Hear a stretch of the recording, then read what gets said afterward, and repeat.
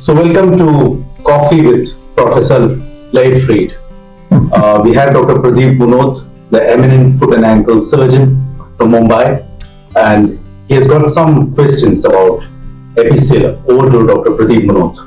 Thank you very much. Nice meeting you, Prof. Thanks for coming. Pleasure. What I wanted to know was, especially I know 𝗱𝗍𝗃 works quite well if there's the defect is more than 1 or 1.2 centimeter.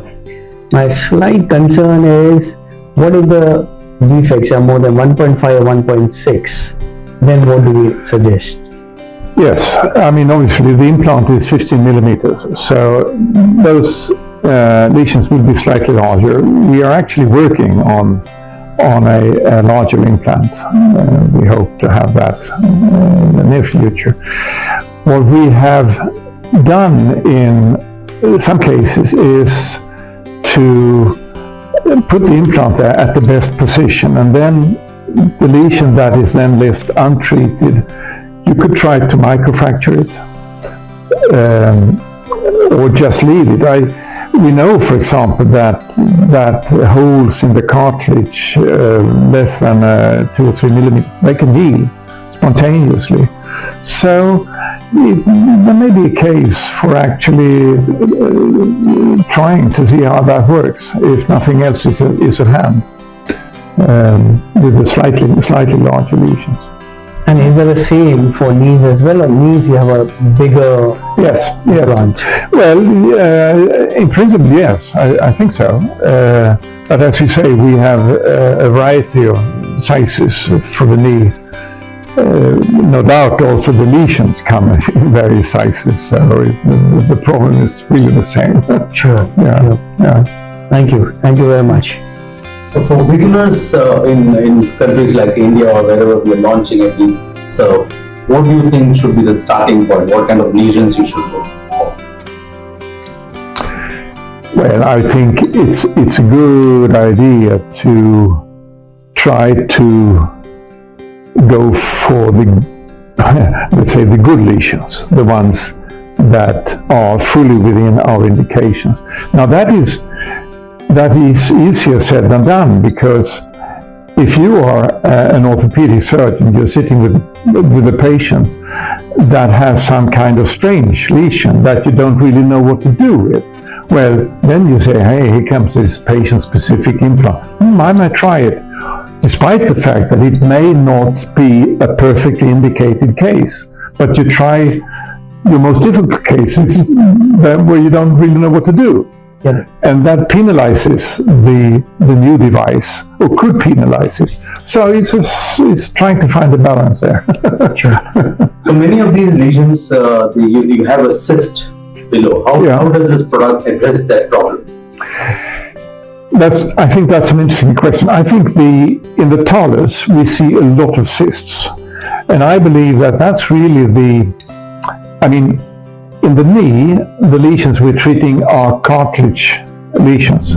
In the talus, they are bony lesions, and the traumatic episode that sets off the whole creates a sort of a crack, a minute crack in the cartilage, and then joint fluid is squeezed into the crack, and it's squeezed down into the bone, and there is a bony cyst developing. And that's what's painful, I believe, because that cyst is under pressure.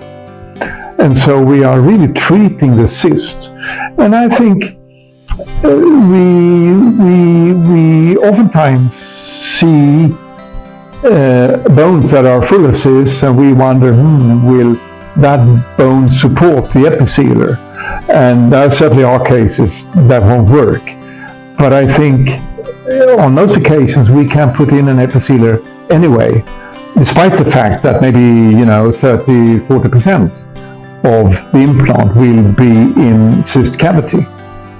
And I think that doesn't really matter. I think the implant will sit and adhere to the bone and hold up.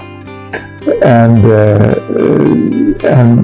I believe once you enter those cysts, they may eventually heal up spontaneously once the constant flow of joint fluid being squeezed down there is stopped by the the epithelium that effectively seals by the 𝗕𝗺𝗁𝗃 seals the hole in the joint. So one last question. Dr. Pradeep Moonot is one of those very few surgeons who have done one of the largest number of ankle replacements in India. Okay. Dr. Pradeep, you would like to throw some light. How are these patients doing and your experience with that product? Yeah, so with ankles or with epicella? Ankle. So ankle, that's quite interesting. So having now been doing ankle replacement for last 1 year, actually just yesterday, one of my patients messaged me that it's been a 1 year of pain-free ankle regimen. That's what you want to hear, right? And that was the anniversary of that, and it feels very good. Yeah. So yes, indicated properly in right patients and doing properly ankle replacement, I think that's wonder. Of course, there are lots of patients whom you can do an ankle fusion as well, but you have that ankle replacement in your armamentarium. It's very, very important. And to do it correctly. And that's why I think the total ankle replacement should be done by the foot and ankle surgeons and not the arthroplasty guys. Purely because we have almost 50% of the times you will have to do some accessory or a secondary procedure. Yeah. Well, I don't want to argue in any way here. Where I come from, I don't have a huge experience with ankle replacements myself, but the reputation of ankle replacement is not very good where I come from, and so if you can make it work, wow, congratulations, that's wonderful. And I think a fusion is, we know fusion, a heel fusion is a painless joint, but it's also a stiff joint. And as time goes by, the motion that is necessary will be taken up by other parts of the foot, and there will be breakdown of that. So it's not a good. Yeah. So my problem is actually just not the stiff ankle. I think stiff ankle people still can manage. Yeah. It's 10 years down the line. Precisely. You have your other surrounding joints who start getting arthritis, and then you do what? A pantella, and then you just keep going and going and going. Yeah. So precisely. So there's no right or wrong, but that's why I said doing in the right patient, where people understand what they're going for and what they are letting themselves into. I think that's very important. I would agree with that. Yeah, sure. Thank you. Thank you, Professor Leif, and thank you, Dr. Pradeep. Thank you very much. Thank you so much.